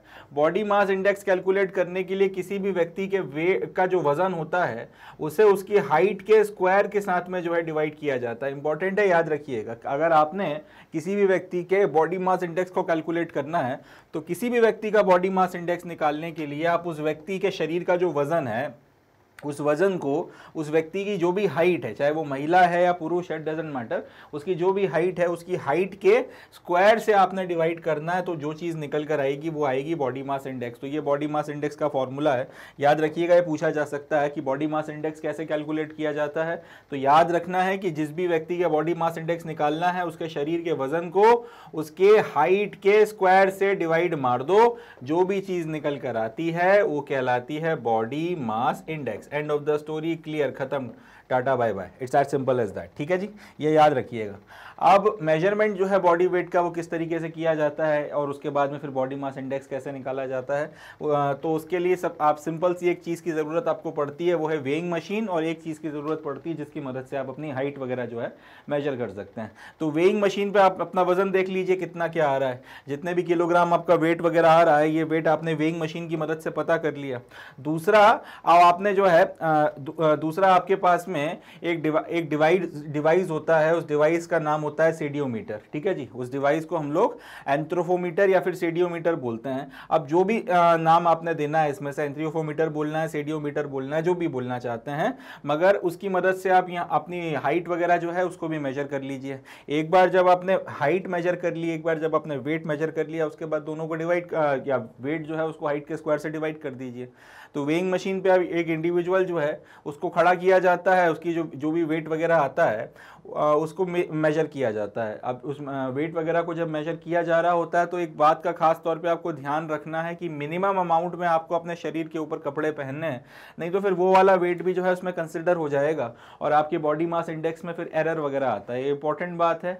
जब बॉडी मास इंडेक्स के लिए आप वजन करने वेइंग मशीन के ऊपर खड़े होते हैं, जब जूते पहन के खड़े नहीं होते, तब बहुत ज़्यादा आप कपड़े वगैरह पहन के जो है खड़े नहीं होते। पता चला आपने जैकेट और वुलन क्लोथ सब डाल डूल के खड़े हो गए और उसके चलते 400-500 ग्राम जो है वजन भी बढ़ गया।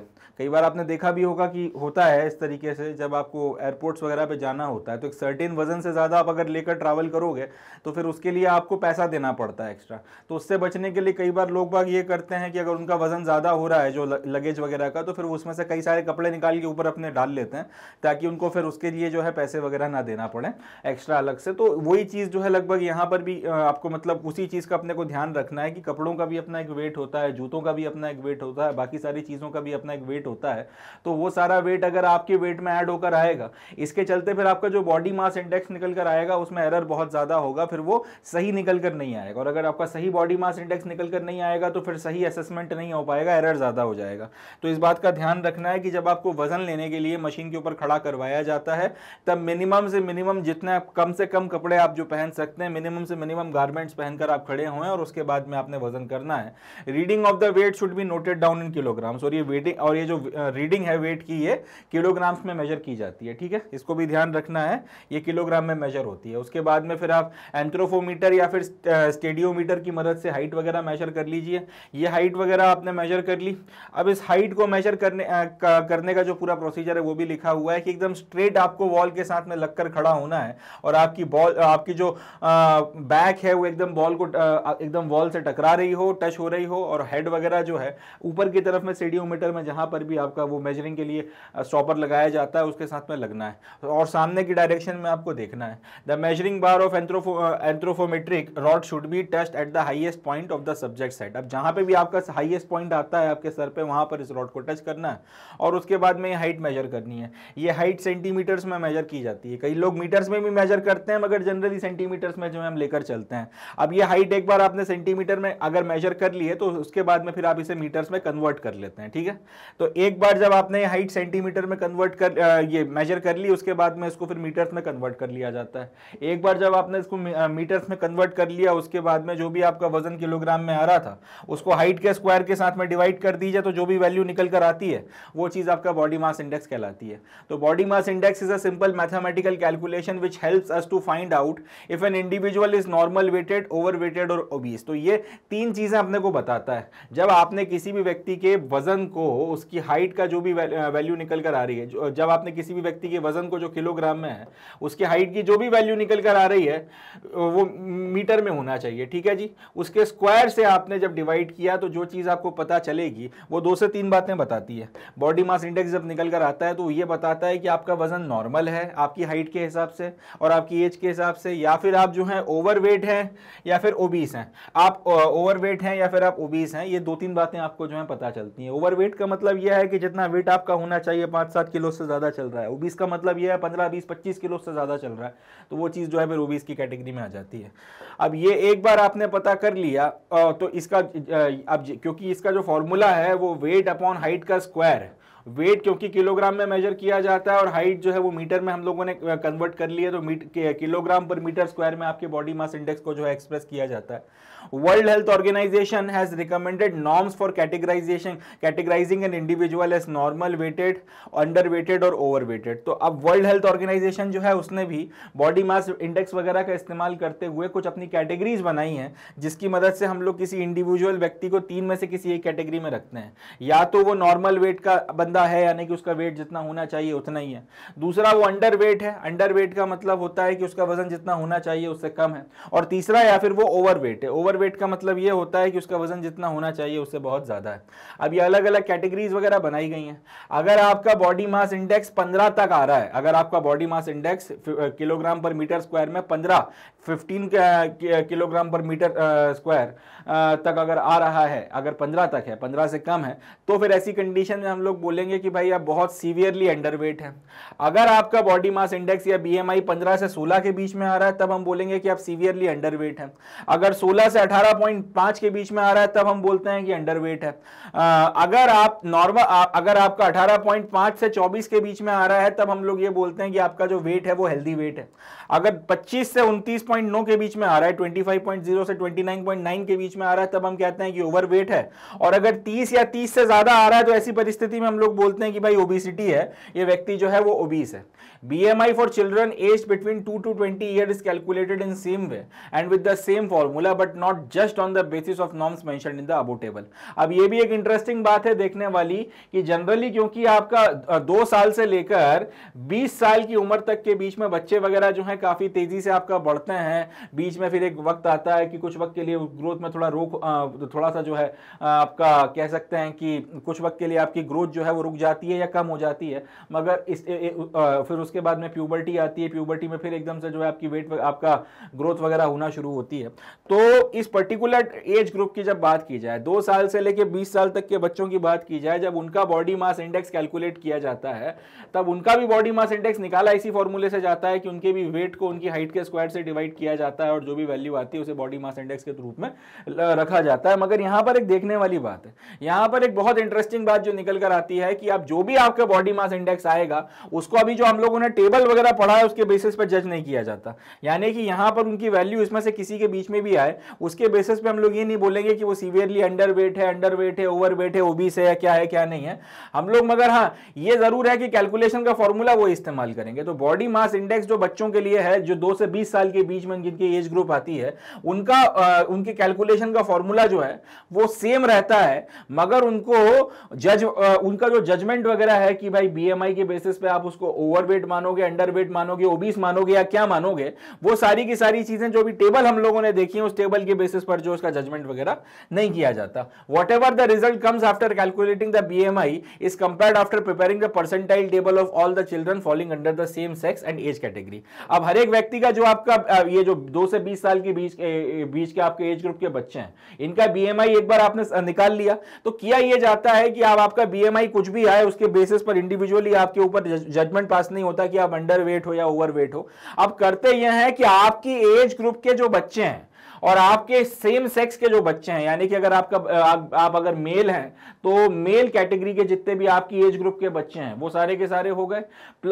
एक तो ये चीज हो गई, और मेल कैटेगरी के आपकी एज ग्रुप के जो बच्चे हैं उन सबका भी जो है बीएमआई वगैरह कैलकुलेट किया जाता है, और इन सबका बीएमआई कैलकुलेट करने के बाद में भी जो है आपका एक परसेंटाइल टेबल बनाया जाता है of all the children falling under the same sex and age category. आपका पूरा का पूरा एक परसेंटाइल टेबल बना के तैयार किया जाता है, और उस परसेंटाइल टेबल के बेसिस पर फिर जो है एक जजमेंट वगैरह पास किया जाता है कि आपकी जो एज ग्रुप के बच्चे हैं, लेट से 100 बच्चे हैं, इन 100 बच्चों का जो सारे के सारे लड़के हैं और लेट से सारे के सारे जो हैं ये 8 साल के हैं। अब इन सारे के सारे बच्चों का जो लड़के हैं और जो 8 साल के हैं, इनका जब ये बीएमआई वगैरह कैलकुलेट किया गया, उसके बाद में एक परसेंटाइल टेबल बनाया जाता है, उसके बाद में जो है कैलकुलेट किया जो भी आपका नतीजा निकल कर आता है उस परसेंटाइल में कंपेयर करने के बाद में, उसके बेसिस पर फिर जो है हम किसी निष्कर्ष पर पहुंचते हैं।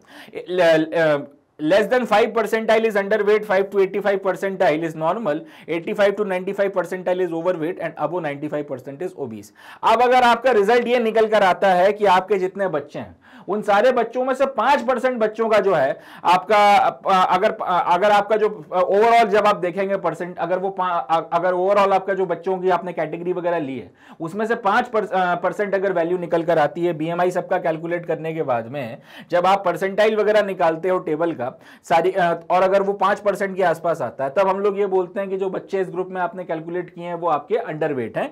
अगर 5 से 85% के बीच में निकल कर आता है तो बोलते हैं नॉर्मल है, 85 टू 95% के बीच में निकल कर आता है तो बोलते हैं ओवरवेट है, और 95% परसेंटाइल से ज्यादा निकल कर आता है तो ओबीस है। तो इस बात को अपने को ध्यान रखना है कि जब आपका अगर 2 से 20 साल के बीच की एज कैटेगरी के अगर बच्चे हैं तो उनके लिए हम लोग क्या करते हैं, 2 से 20 साल की एज कैटेगरी के बच्चों को हम बीएमआई कैलकुलेट करने के लिए फॉर्मूला सेम इस्तेमाल करते हैं, मगर उसके बेसिस पर जो रिजल्ट आता है इंडिविजुअल बच्चे के ऊपर हम लोग जजमेंट वगैरह पास नहीं करते। हम करते यह है कि आप उस पर्टिकुलर एज ग्रुप में आने वाले जितने भी बच्चे हैं, 100 बच्चे 50 बच्चे जो भी आप बैच ले रहे हो उसी सेक्स के, अगर वो लड़कियां हैं तो सारी की सारी लड़कियां होना चाहिए, अगर वो लड़कियां तो सारे के सारे लड़के होने चाहिए, उन सबका आप जो है बीएमआई वगैरह कैलकुलेट करते हो।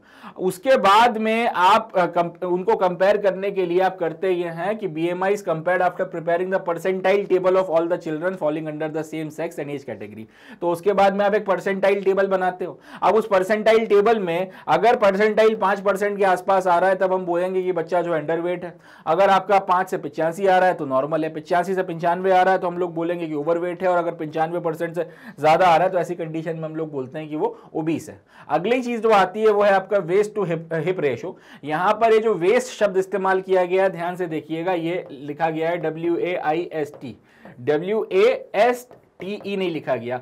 पढ़ते जनरली हम दोनों को सेम ही है, इसको भी वेस्ट पढ़ा जाएगा, इसको भी वेस्ट पढ़ा जाएगा, मगर यहां पे वेस्ट का मतलब जो चीज हमारे काम की नहीं है। ये वाले वेस्ट का मतलब होता है कमर, याद रखिएगा इस बात को। ये वाला जो वेस्ट है इसको कमर बोला जाता है, WAIST वाला जो वेस्ट है इसको कमर बोला जाता है। WAST वाला वेस्ट जो है वो वाली चीज होती है जिसका हमारे लिए कोई काम नहीं है, जो हमारे लिए बर्बाद हो गई है, बेकार हो गई है। तो यहां पर जब हम लोग वेस्ट टू हिप रेशो की बात करते हैं तो हम लोग कमर और उसके करस्पॉन्डिंग आपका जो हिप का रेशो निकल कर आता है हम लोग वो कैलकुलेट कर रहे हैं। यहां पे वेस्ट का मतलब आप किसी चीज को जिसको हमने रिजेक्ट या नेग्लेक्ट कर दिया वो मत समझिएगा। चलें देखते हैं इसे। तो अब हम लोगों ने वेस्ट टू हिप रेशो के बारे में बातचीत करनी है। ये तो समझ में आ गया कि जब आपने waist to hip ratio calculate करना है तो उसमें किस से किस चीज़ को डिवाइड करना है। अब कैसे किया जाता है थोड़ा सा उसके बारे में बात करेंगे, मगर उसके पहले ये कि वेस्ट टू हिप रेशो आप निकाल क्यों रहे हो।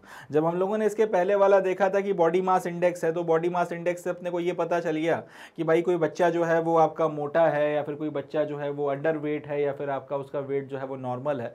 इस तरीके से हमको सारी चीज़ें पता चल गई हैं। तो अब यहाँ पर ये वेस्ट टू हिप रेशो निकाल आपको आखिर हासिल क्या हो जाएगा, तो उसका भी एक सही जवाब है, उसका भी एक लॉजिक है। उसका लॉजिक यह है कि वेस्ट टू हिप रेशो की मदद से आपके शरीर में जो फैट है उसका डिस्ट्रीब्यूशन किस तरीके से हुआ है हमें उसका एक अंडरस्टैंडिंग लग जाती है, और उस फैट के डिस्ट्रीब्यूशन के बेसिस पर आप जो है किसी भी व्यक्ति की ओवरऑल हेल्थ वगैरह का एक अंदाजा लगा सकते हैं। एग्जाम्पल के लिए अगर कोई व्यक्ति है उसने अपने अपर पोर्शन के ऊपर बहुत काम किया या फिर और उसके बाद में अगर लेट से उसने एक्सरसाइज वगैरह बंद कर दिया और वो सारा का सारा फिर जो मसल्स वगैरह खत्म हुआ गई और अल्टीमेटली वहाँ फैट वगैरह आ गया, अब ऊपर का बॉडी का पोर्शन जो है उसमें काफी ज्यादा वेट वगैरह इकट्ठा हो गया कंपेयर टू दैट अगर उसके पैर वगैरह में अभी भी उतना वेट नहीं आया, तो ओवरऑल उसका बॉडी मास इंडेक्स जो भी निकल कर आए। मगर यहाँ पर एक बात समझ में आ रही है कि बॉडी में वेट का जो डिस्ट्रीब्यूशन है वो अनइवन है। उसने अपने कुछ हिस्सों के ऊपर काम किया था या नहीं भी किया था, लेटा रहता था कुछ, या किसी का लेट से एक्सीडेंट वगैरह हो गया और उसके चलते उसने काफी ज्यादा वेट वगैरह गेन कर लिया, तो शरीर के कुछ हिस्से जो है ओवरऑल थोड़े बड़े हो जाते हैं या थोड़ा सा आप कह सकते हैं कि फैल जाते हैं, थोड़ा वहां पे वेट वगैरह या फैट इकट्ठा हो जाता है कंपेयर टू दूसरे इलाकों पे। तो बॉडी मास इंडेक्स वगैरह में आप ओवरऑल जब आप कैलकुलेट करते हो तो पूरे शरीर का बॉडी मास इंडेक्स क्या है वो पता चल जाता है, तो आपको ओवरऑल अंदाजा लग जाता है कि सामने वाला जो है ये ओबीस है या नहीं है, ये अंडर वेट है, ओवर वेट है। मगर आप शरीर के कौन सा हिस्से पर में जो है आपका वेट वगैरह ज्यादा है या कम है, डिस्ट्रीब्यूशन वगैरह का सही अंदाजा आपको नहीं लगता। तो वेस्ट टू हिप रेशो एक ऐसी चीज है जो हमको हेल्प करता है कि आप ओवरऑल एक व्यक्ति जो है उसके शरीर में फैट का डिस्ट्रीब्यूशन किस तरीके से हुआ है, फैट किस तरीके से डिस्ट्रीब्यूट हुआ है, उसको पता करने में और या फिर और उसकी मदद से फिर ओवरऑल आपकी हेल्थ का क्या लेवल है उसको इवैल्यूएट करने में जो है हमारी मदद जो है ये वाला ratio, waist to hip ratio करता है। One who carries more weight around the middle than the hip may have higher risk of developing several health issues. अब कई लोग ऐसे होते हैं हिप्स वगैरह के ऊपर के पोर्शन में अगर वो ज्यादा वेट, बहुत ज्यादा वेट कैरी कर रहे हैं, तो वो लोग जो इतना वेट कैरी नहीं कर रहे हैं उनकी अपेक्षा इनको जो है बीमारियां लगने की संभावना ज्यादा होती है, कई सारे डिसीजेस वगैरह जो हैं डेवलप करने की संभावना इनके ऊपर ज्यादा होती है। ठीक है जी, this is the ratio of circumference of waist and the circumference of hip of an individual. अब आपका ये जो वेस्ट टू हिप रेशो है इसमें क्या कैलकुलेट किया जाता है, किसी भी व्यक्ति की जो कमर है उसकी जो सर्कमफ्रेंस है वो, और किसी भी व्यक्ति के जो हिप्स वगैरह होते हैं, जो बुटक्स होते हैं, उसके आसपास की जो सर्कमफ्रेंस है, उन दोनों को आपस में डिवाइड किया जाता है। क्या किया जा रहा है, किसी व्यक्ति के आपके जो वेस्ट या फिर जो कमर है उसकी सर्कमफ्रेंस को किसी व्यक्ति के जो हिप्स वगैरह हैं या जो बुटक्स वगैरह हैं उसके चारों तरफ की जो सर्कमफ्रेंस की वैल्यू आ रही है उससे डिवाइड किया जा रहा है, और ये चीज वेस्ट टू हिप रेशो कहलाती है। अब इसकी मदद से अपने को क्या पता चलता है, इसकी मदद से अपने को फैट का बॉडी में डिस्ट्रीब्यूशन किस तरीके से हुआ है वो पता चल जाता है। तो इसमें हम लोग क्या करते हैं, इसमें हम लोग वेस्ट या फिर आपकी कमर के आसपास की जो भी आपकी सर्कमफ्रेंस निकल कर आ रही है उसको आपके हिप्स के आसपास की जो भी सर्कमफ्रेंस निकल कर आ रही है उससे डिवाइड कर देते हैं। एग्जाम्पल के लिए अगर किसी व्यक्ति का जो वेस्ट है उसकी सर्कमफ्रेंस या उसका मेजरमेंट किया गया तो वो 76 सेंटीमीटर आया, और हिप्स वगैरह का मेजरमेंट के आसपास की सर्कमफ्रेंस का मेजरमेंट किया गया तो वो 97 सेंटीमीटर निकल कर आया। अब 76 को जब आपने 97 से डिवाइड किया तो ये वेस्ट टू हिप रेशो जो है वो 0.78 के आसपास निकल कर आने वाला है।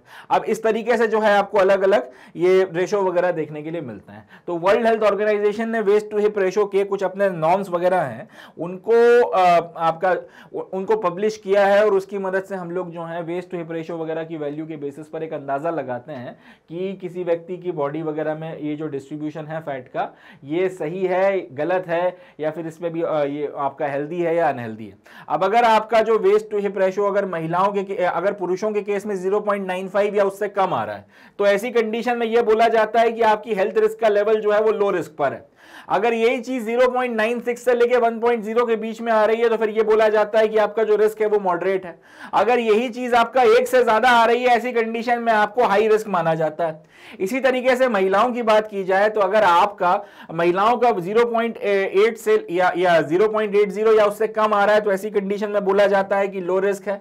0.81 से लेके 0.85 के बीच में आ रहा है तो बोला जाता है मॉडरेट रिस्क है, और 0.85 या उससे ज्यादा आ रहा है तो ऐसी कंडीशन में बोला जाता है हाई रिस्क है। तो ये अपने को याद रखना है, वेस्ट टू हिप रेशो आपको क्या बताता है, ओवरऑल आपकी हेल्थ पे कितना रिस्क है कितना रिस्क नहीं है वो चीज आपको पता जहां से चल जाती है। जैसे कि अपन लोगों ने यहां पर देखा था कि कोई जो व्यक्ति है इसकी कमर अगर 70 इसके आसपास का सर्कमफ्रेंस अगर 76 है और अगर हिप्स के आसपास का सर्कमफ्रेंस 97 है और इसका वेस्ट टू हिप रेशो 0.78 आ रहा है तो वर्ल्ड, और अगर हम लोग मान लेते हैं कि ये बंदा जिसका हमने बात करी है मेल है, ये जो भी व्यक्ति है ये मेल है, तो इसका 0.95 या लेस 0.95 और लेस वाली कैटेगरी में जो है इसका वेस्ट टू हिप रेशो गिरेगा, या फिर इसका जो वेस्ट टू हिप रेशो है वो 0.95 या उससे कम वाली कैटेगरी में आएगा। इसका मतलब ये लो रिस्क में है, इसको अभी हेल्थ वगैरह का सच कोई बहुत ज्यादा इशू नहीं है, इसके हार्ट पर जो है बहुत ज्यादा प्रेशर नहीं पड़ रहा और ये ठीक है, ये हेल्दी है ओवरऑल, हम लोग ये कह सकते हैं। अब इसी तरीके से अगर इसका 9.96 से 1 के बीच में आता तो बोलते हैं कि भैया मॉडरेट है, और 1 से ज्यादा मतलब आपको अपने शरीर पे काम करना पड़ेगा। अब मेजरमेंट का प्रोसीजर क्या होता है थोड़ा उस पर बात कर लेते हैं कि आप जो है ये waist to hip ratio calculate करते कैसे हैं, इसके लिए जो अभी वेस्ट की और हिप्स की जो सर्कमफ्रेंस है वो कैसे निकालते हैं। While taking the measurement of an individual's waist, he or she should be asked to stand straight and breathe out. सबसे पहले अगर आप किसी व्यक्ति के कमर वगैरह का मेजरमेंट ले रहे हैं या फिर अगर आप उसके कमर की सर्कमफ्रेंस निकाल रहे हैं तो सामने वाले से आप बोलोगे कि भैया सांस जो है वो बाहर की तरफ छोड़ो और पकड़ के आपका सांस जो है बाहर की तरफ छोड़ो और खड़े हो जाओ। तो सामने वाले से ये बोला जाता है कि भैया ब्रीथ आउट करो और उसके बाद में खड़े हो जाओ। जब आप ब्रीथ आउट करोगे और उसके बाद में खड़े हो जाओगे तो जो भी वैल्यू निकल कर आती है उसे मेजर किया जाता है। उसके बाद में इसी तरीके से आपका जो बुटक्स वगैरह है उसके चारों तरफ में आपका मेजरमेंट वगैरह किया जाता है। Then place the tape around the waist just above his or her belly button and take the measurement in centimetre. हाँ, तो पहले आपने वेस्ट का मेजरमेंट करने के लिए क्या बोला, सामने वाले से बोला कि सांस छोड़ दो। सांस छोड़ने के बाद में वो सामने वाला बंदा खड़ा हो गया, अब आपने उसका जो बेली बटन है उसके थोड़ा सा ऊपर जो है आपने बेली बटन के जस्ट ऊपर जो है आपने टेप को रखा और उसके वेस्ट वगैरह जो है उसका मेजरमेंट वगैरह लेना शुरू किया। इसी तरीके से आपने इस टेप की मदद से किसी इंडिविजुअल के हिप्स वगैरह जो हैं उनके आसपास अराउंड में कितनी सर्कमफ्रेंस है उसको मेजर किया। और ये करते वक्त आपने एक बात का ध्यान रखना है कि when his or her hips is widest then take the measurement. सामने वाले से ये बोलना है कि एकदम सामान्य होकर खड़े हो, बिल्कुल किसी भी तरीके का प्रेशर वगैरह जो है नहीं लगाना है, ना अपनी बॉडी को सिकोड़ना है, ना एक्सपैंड करना है। जब आप नॉर्मल खड़े हुए हैं और जब वाइडेस्ट आपकी बॉडी जितना नॉर्मली फैल सकती है उतना फैली हुई है, ऐसी कंडीशन में आपने जो है बुटक्स वगैरह के आसपास में या फिर हिप्स वगैरह के आसपास में आपने मेजरमेंट वगैरह करना है। और उसकी मदद से फिर जो है आपने पता चल जाएगा कि ये आपका, उसकी मदद से आपको पता चल जाएगा कि आपका ये इसकी वैल्यू कितनी आ रही है। फिर दोनों को डिवाइड कर दीजिए, जो भी वैल्यू निकल कर आएगी उसको फिर आप इस टेबल की मदद से कंपेयर कर लीजिए और इससे आपको जो है वेस्ट टू हिप रेशो का सही अंदाजा लग जाएगा। चलें आगे बढ़ते हैं। So with this we come to end of today's session. आज का जो अपना सेशन है इसको हम लोग यहीं पर समाप्त करते हैं। आज के हमारे सत्र में हम लोगों ने अपने class 11th health and physical education की एनसीईआरटी का जो हमारा चैप्टर नंबर 9 चल रहा है, मेजरमेंट एंड इवैल्यूएशन, इसमें हम लोगों ने क्या देखा है, measurement and evaluation of selected physical fitness components. हम लोगों ने इस चीज़ को पढ़कर खत्म किया है। कुछ आपके जो फिजिकल फिटनेस के कंपोनेंट्स होते हैं जिसकी मदद से मेजरमेंट और इवैल्यूएशन किया जाता है फिजिकल एजुकेशन में, ओवरऑल आपकी हेल्थ कैसी चल रही है या फिर आपका किस तरीके का जो है अभी स्टैमिना और बाकी सारी चीज़ों का स्टैंडर्ड, इन सारी चीज़ों में हम लोगों ने बातचीत कर खत्म करी है। नेक्स्ट जब अपना सेशन रहेगा उसमें हम लोग सोमैटो टाइप या फिर अलग अलग तरीके के जो बॉडी टाइप्स होते हैं उसके बारे में बातचीत करेंगे और कौन सा बॉडी टाइप किस तरीके के गेम्स के लिए ज़्यादा सुटेबल होता है उस पर भी हम लोग थोड़ा डिस्कशन वगैरह करेंगे। बट वो सारी की सारी बातचीत नेक्स्ट सेशन में। आज का जो सत्र है उसको हम लोग यहीं पर समाप्त करते हैं। अब समाप्त करने के पहले मैं आपको एक बात बताना चाहूँगा, जैसा कि मैंने सेशन की शुरुआत में कहा था कि मैग्नेट ब्रेन्स पर सारा का सारा quality education content exclusively 100% free of cost आप लोगों को प्रोवाइड कराया जाता है। तो अगला सवाल आप लोगों के दिमाग में ये उठेगा कि आखिर इस कंटेंट को हम लोग एक्सेस कैसे कर सकते हैं। इसको एक्सेस करने के 3 तरीके हैं। सबसे पहले आप ये सारा का सारा कंटेंट हमारे YouTube चैनल्स पर जाकर देख सकते हैं। YouTube चैनल पर सारी प्लेलिस्ट वगैरह पड़ी हुई हैं, वहां पर जाके आप ये सारे कंटेंट को एक्सेस कर सकते हैं। दूसरा, आप ये सारा कंटेंट मैग्नेट ब्रेन्स की वेबसाइट पर जाकर देख सकते हैं। और तीसरा, जो शायद सबसे अच्छा तरीका है, आप मैग्नेट ब्रेन्स का ऐप डाउनलोड कर लें और वहां पर जाकर भी आप इस सारे के सारे कंटेंट को देख सकते हैं, एक्सेस कर सकते हैं। या आपके मोबाइल फोन पर भी चल जाएगा, या आपके टैबलेट पर भी चल जाएगा, या आपके PC पर भी चल जाएगा। तो तीनों में से आप किसी पर भी इसको चलाकर देख सकते हैं, तीनों में से किसी पर भी आप इसको एक्सेस कर सकते हैं। यहाँ पर आपको CBSE इंग्लिश मीडियम का कंटेंट, CBSE हिंदी मीडियम का content, UP board, Bihar board, इसके अलावा NTSC, olympiad, common university entrance test और स्पोकन इंग्लिश, इन सबका जो कंटेंट वगैरह है exclusively free of cost provide कराया जाता है, exclusively free of cost provide कराया जाता रहेगा। तो इसका जितना हो सके उतना ज़्यादा इस्तेमाल करें। इसके अलावा हमें यह बात भी पता है कि किसी वीडियो को 1 बार, 2 बार, 3 बार देखा जा सकता है, इससे ज़्यादा बार नहीं देखा जा सकता। आपको ज़रूरत उसके बाद में नोट्स की पड़ती है जब आपने रिवीजन करना है। तो इस बात को ध्यान में रखते हुए मैग्नेट ब्रेन्स आपके लिए नोट्स हार्ड कॉपी और सॉफ्ट कॉपी के फॉर्म में या फिर बुक्स और ई-बुक्स के फॉर्म में भी लेकर आया। अगर आप इनको भी एक्सेस करना चाहते हैं तो इनके भी लिंक्स आपको इस वीडियो के डिस्क्रिप्शन में दिए हुए हैं, जाकर आप वहां से इनको एक्सेस कर सकते हैं। इसके अलावा अगर आपके मन में कोई और शिकायत है, कोई और आप लोगों की नई डिमांड है, अगर आप कोई और चीज़ चाहते हैं तो वो भी आप हमें बता सकते हैं, वो भी जो है हम लोग कवर करेंगे। आप उसके लिए आप वेरियस जो सोशल मीडिया प्लेटफॉर्म्स हैं उसका आप इस्तेमाल कर सकते हैं। आप यूट्यूब चैनल्स के हमारे जो वीडियोस हैं उसमें अपने कमेंट छोड़ सकते हैं। आप हमारे फेसबुक पेज से जुड़ सकते हैं, इंस्टाग्राम के पेज से जुड़ सकते हैं, ट्विटर हैंडल फॉलो कर सकते हैं, या फिर टेलीग्राम का चैनल जो है उस पर आप जाके जो है ज्वाइन कर सकते हैं। वहाँ पर आप अपनी जो भी राय है, जो भी आपकी शिकायत है, जो भी आपकी नई डिमांड है बता सकते हैं। तो जो भी आप करेंगे हम अकॉर्डिंगली उसके अनुसार आपको रिस्पॉन्ड वगैरह ज़रूर करेंगे and will be responding you as soon as we can. So जितना हो सके ओवरऑल सिर्फ यही मैं कहना चाहूँगा, अर्ज इतनी सी है ख़त्म करने के पहले कि इस पूरे वेंचर का जितना हो सके उतना ज़्यादा फ़ायदा उठाएं, जितना हो सके अपनी प्रिपरेशन को उतना ज़्यादा इन्हांस करें एंड अपने ऊपर काम करते चलें, मेहनत करते चलें, सफलता हासिल करते चलें। ज्ञान से बड़ा कोई एम्पावरमेंट नहीं होता, नॉलेज से बड़ा कोई हथियार नहीं होता। तो बस इसी बात को ध्यान में रख के काम करते रहें, आगे बढ़ते रहें। एंड इसी नोट पे I would be calling it the day and concluding the session. Thank you, जय हिंद।